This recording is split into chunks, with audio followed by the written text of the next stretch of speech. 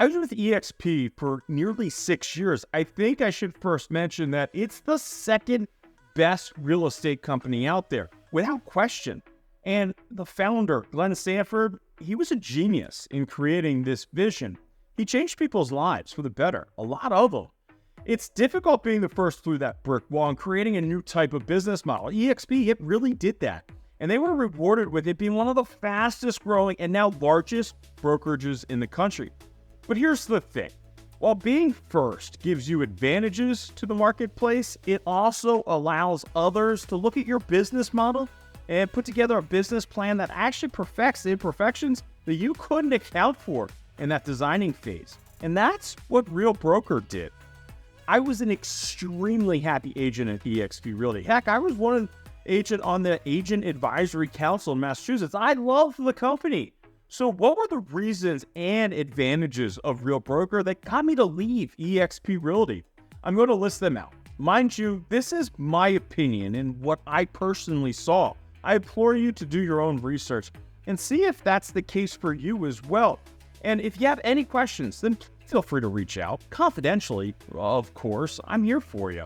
I'm a numbers guy, a numbers and cents guy. So the financial part of this thing was really what piqued my interest. The first thing that I saw was that the cap was less. It's $12,000 compared to $16,000.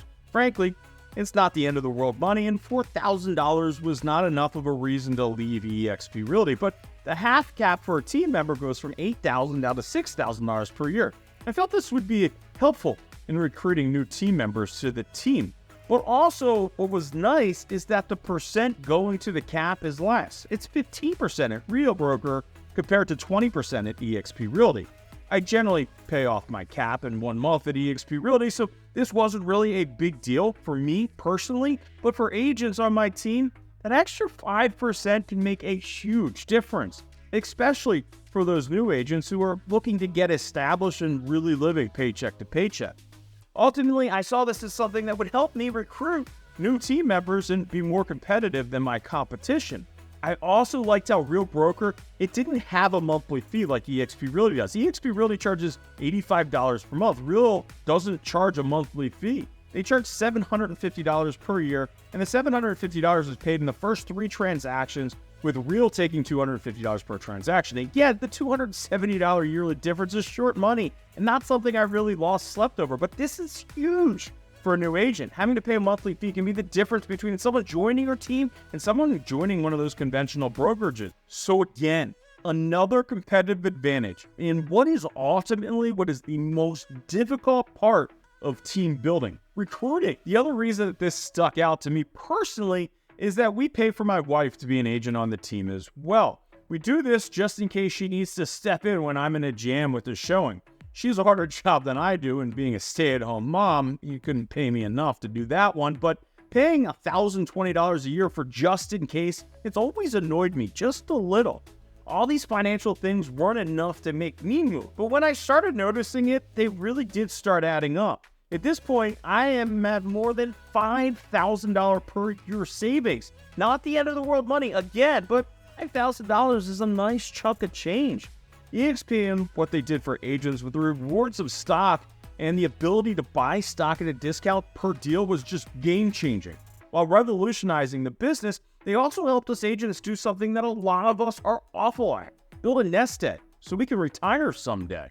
In my time at eXp Realty, my stock rewards and my stock purchases at discounts have a 6-figure valuation. That's in 6 years. My mom was an agent who got in the business in 1989. She still works today. But I can guarantee you that her life would be a lot different if she had gotten stock rewards all those years instead of those vacation trips. And if she was able to buy stock at a discount from 1989 to today. I can't even begin to imagine the amount of millions of dollars that she'd be sitting on today. What eXp Realty did for us agents should never be discounted. They changed the way the business operates and the way that us agents can build wealth and provide for our family.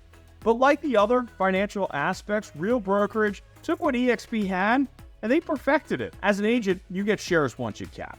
The amount of shares you get when capping will dilute as the company grows, so let's just call this one a wash, right? But you earned $16,000 when you hit the Elite Stock Award, Now, this is compared to the $8,000 at eXp Realty.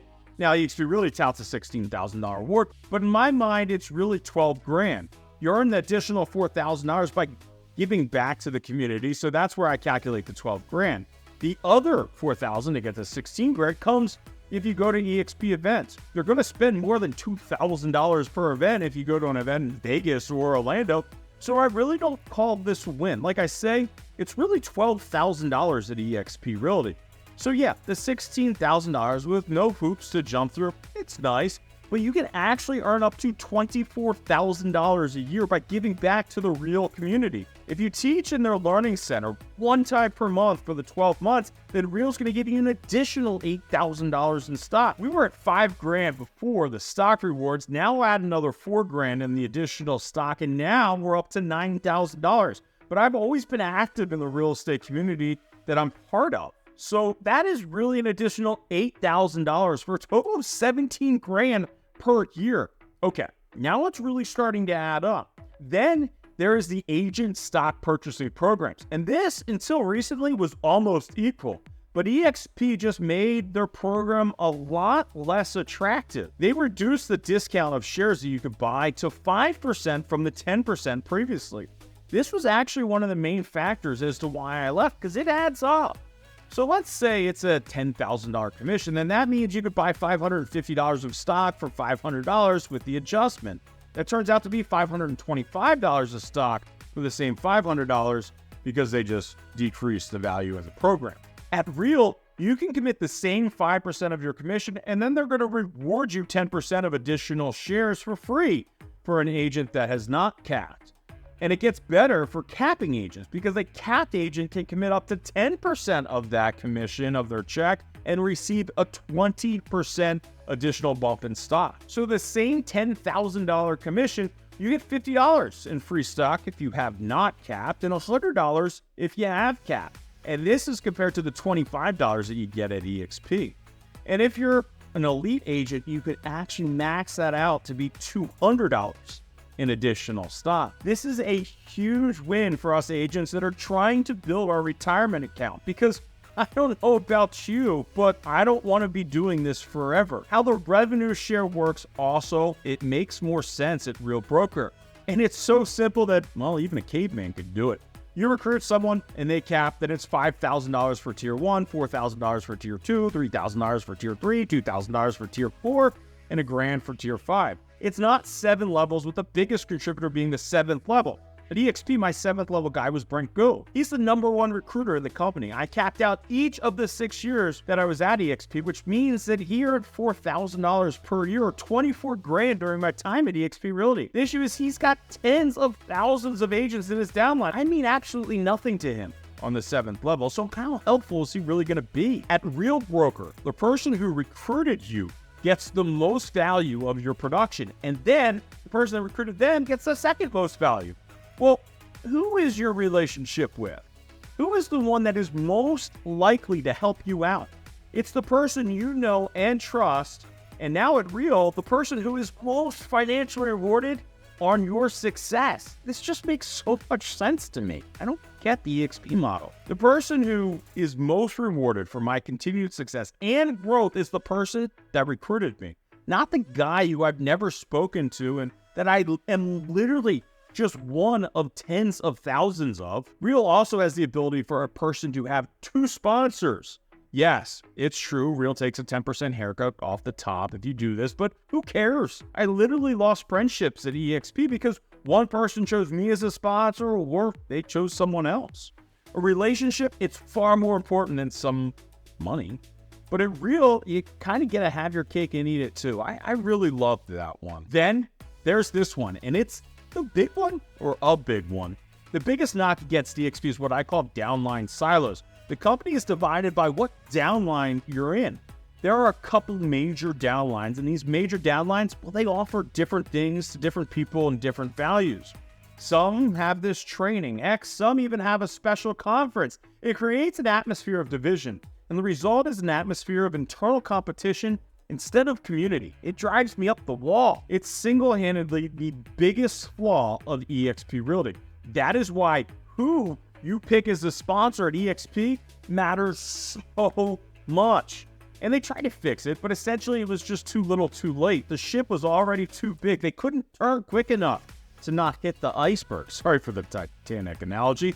Real broker doesn't have these silos. What a person offers to one, they have to offer to all. Otherwise, it's adios, goodbye. It creates a better sense of community. Between this and the ability to have dual sponsors, people are more willing to share than they were at eXp. They share it with everyone, which makes it even better. And here is where I think the most upward potential is for the company, for us producing agents. It's in the stock price of Real Broker. But why do I see that being so much upward potential? It comes down to a genius move in creating a financial tech product, which is called Real Wallet.